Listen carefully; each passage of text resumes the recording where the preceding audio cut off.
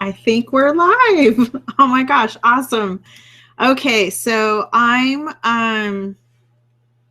Galicia, owner of the 12th year, and I hope you guys are hopping on. I'm as people start. We're live. Oh my gosh, awesome. Okay, so I'm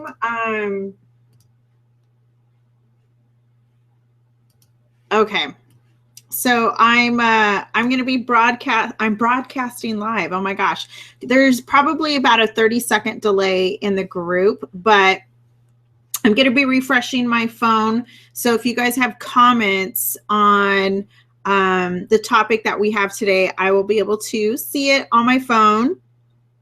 And but today we're going to talk about why it's so important to have an email list. And so let me just get on here so I can see it happening. But anyways, we're going to be talking about why it's important to have an email list.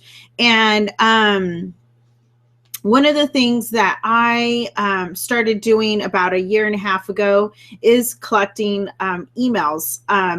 And we all have heard this. We have all been told that, you know, if Facebook or social media, any type of social media platform is to go away, the only thing that we really own is the people on our email list. We don't own our followers on Facebook or Twitter or Instagram or anything like that. And as you can see, what's happening already on Instagram is they've implemented the algorithm. And so now people they're choosing what our fans see in the news feed. So it's getting harder and harder for us to communicate and build that relationship with our fans and followers. So email is super important for that reason. So with that, so if you guys, obviously, if you can hear me, see me, whatever, just comment so I can make sure that we can see you guys going. Let's see. Comment on the live video one so that I'm not hopping back and forth. So let's see here. I want to make sure that I'm on the right one. Here we go. Okay, so what we're going to talk about is, I'm going to ask a question. How many of you guys have an email capture system or even just an email platform that you're using, a email service provider?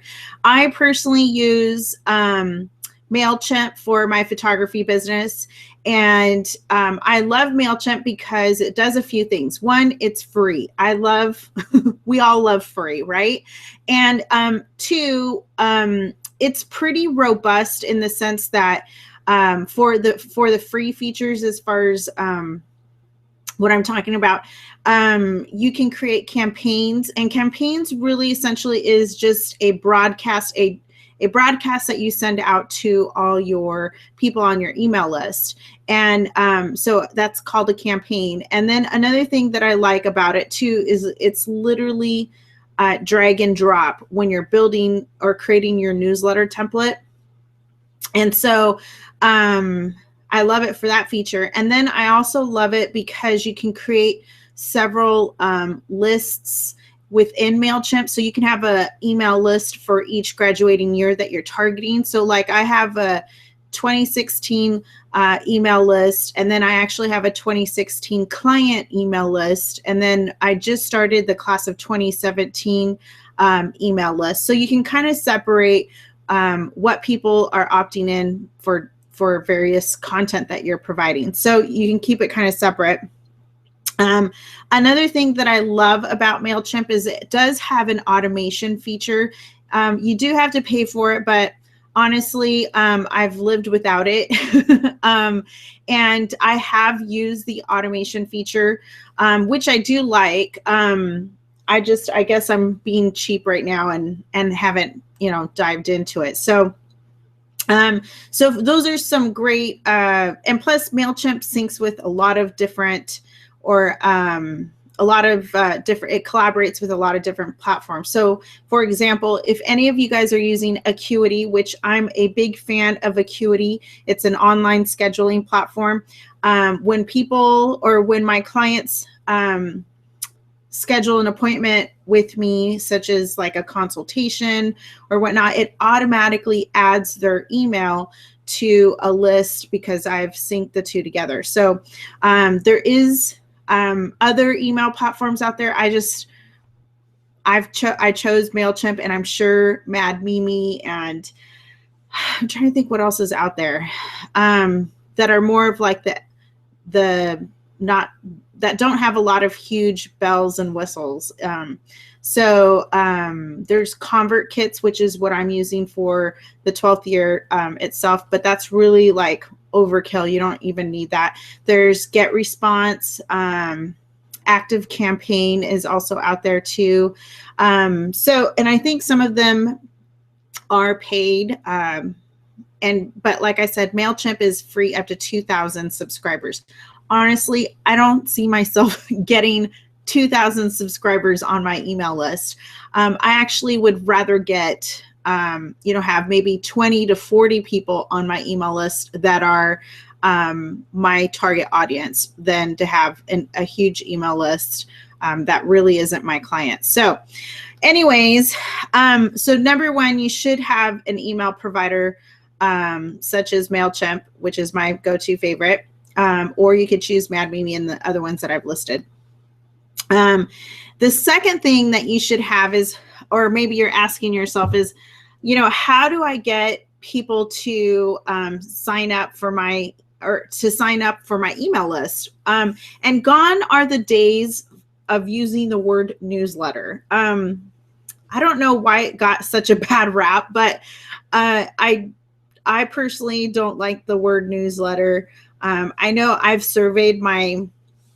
I've asked my clients, the girls specifically, what would they much rather be a part of? And our audience right now is really attracted to brands who create exclusivity. So they want to be part of something that's different and unique. And so I don't call my newsletter a newsletter.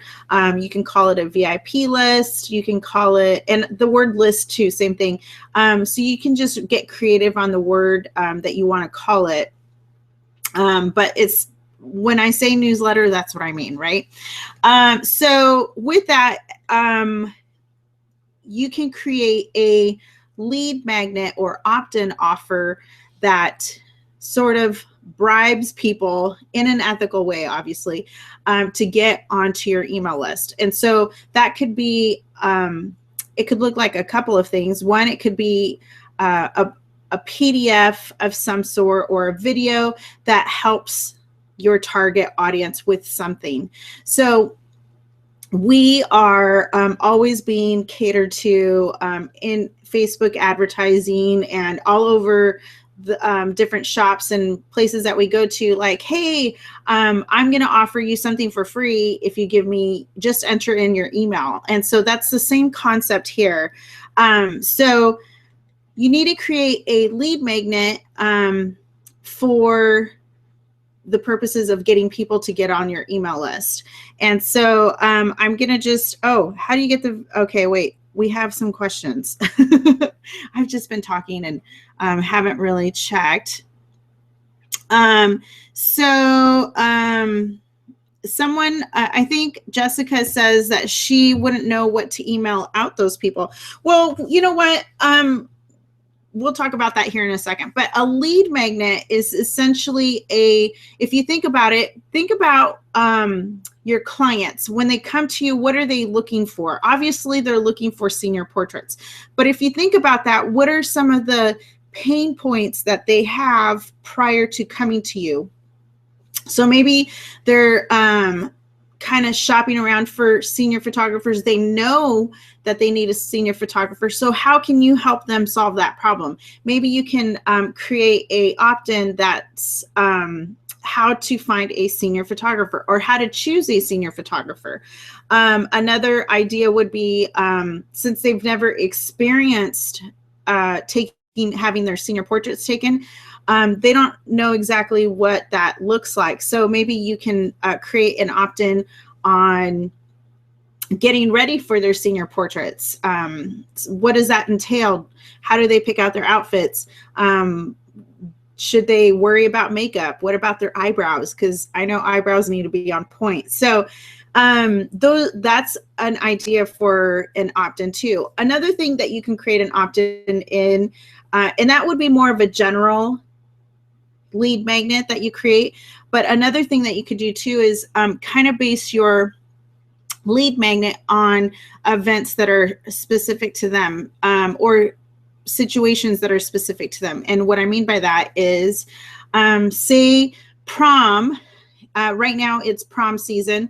So maybe you can create an opt-in or lead magnet, and those are two in the same when I say those terms. You can essentially create a document or a PDF or a checklist of some sort on how to get ready for prom, because they may not have experienced that, or what are some things that they could do to get ready for prom, their prom date.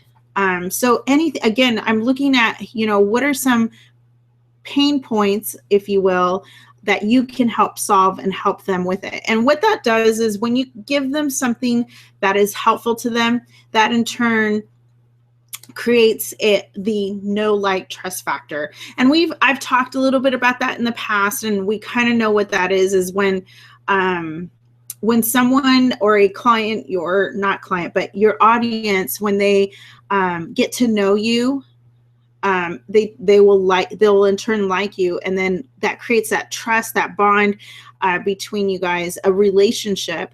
And when it comes time to maybe needing your services, they're going to think of you first. They're going to have that trust with.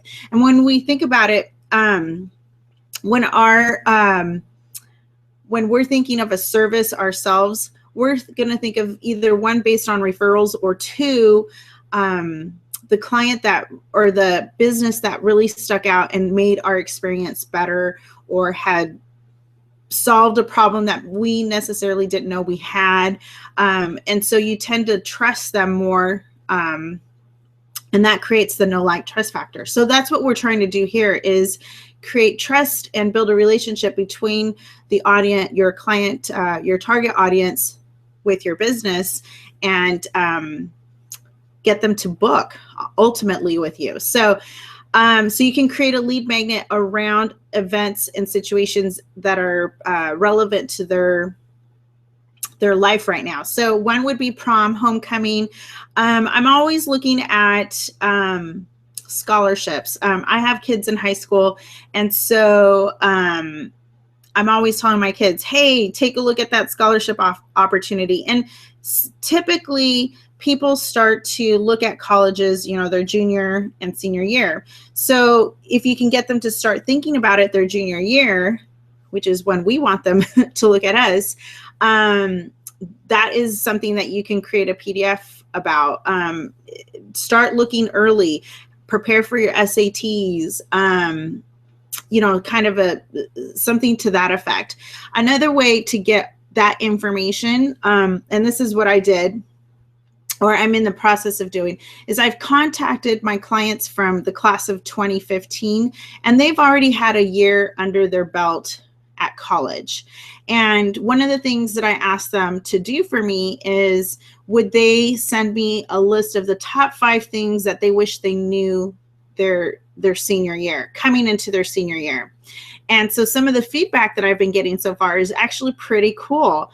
And I know as a teenager that would have been super helpful if I had some advice, or just been able to learn from what they've experienced. And so that I'm going to compile all that information, and I'm going to put that in a lead magnet that people can, or my target audience can download. So with that, I'm going to head over to my phone to see who's on. Oh, it says it has 7 people on. Woohoo! That's actually pretty cool. This is a really cool little feature.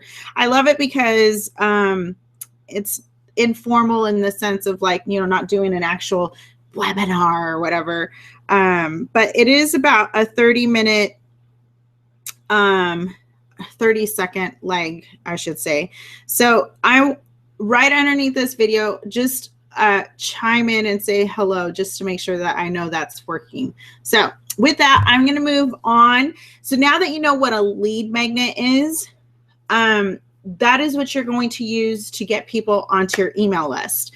And I will tell you this, my email list is not very big.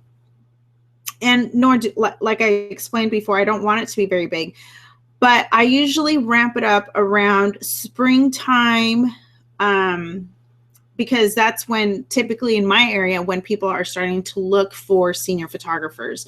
And so I do have a general lead magnet, and then I've created some smaller ones that I usually plug in later on down the road that are like event specific or situation specific, like I mentioned before. And so with that, I'm going to show you how you can create a lead magnet. Now, honestly, a lead magnet it shouldn't take you days on end to create it. Okay. We're talking, I created mine in less than 2 hours, actually even less than an hour ish. I would say an hour, honestly, in Canva. And you can create it in Photoshop. You can create it in anything that you can design in. I think InDesign, I'm not an InDesign user, but I know you can design in there.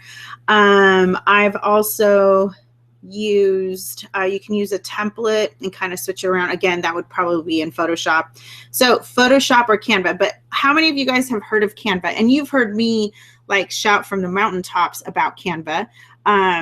So I'm going to keep refreshing my phone just in case, because like I said, it's one of those things that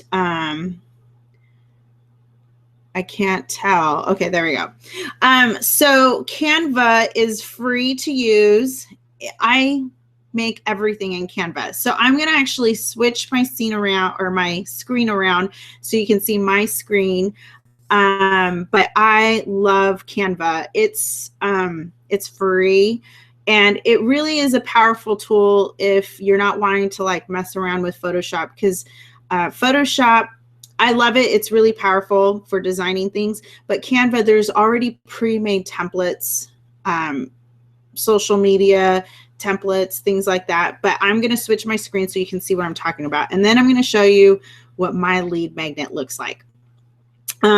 So let me switch over. So it'll be just a second here. Boom. I'm going to share my entire screen. Okay, so it's going to look quite funny when I do this. Woo! Okay, so let's go to Canva. And like I said, Canva is pretty cool. Let me get that back. Here it is.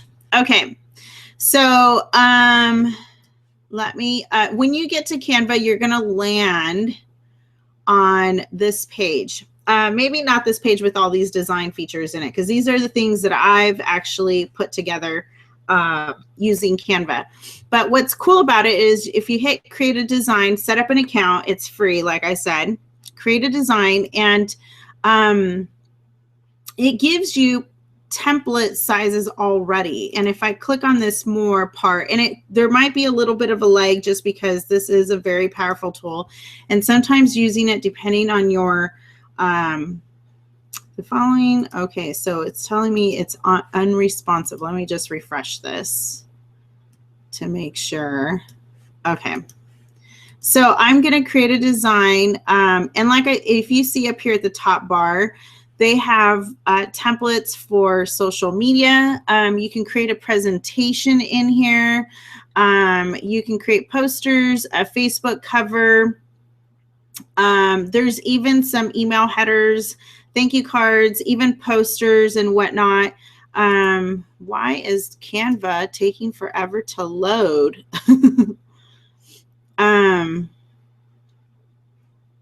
So hold on. Let me see if there's something, see if it will refresh. So give it a few seconds here. Create a design. Well, let's just try this again. I'm going to reload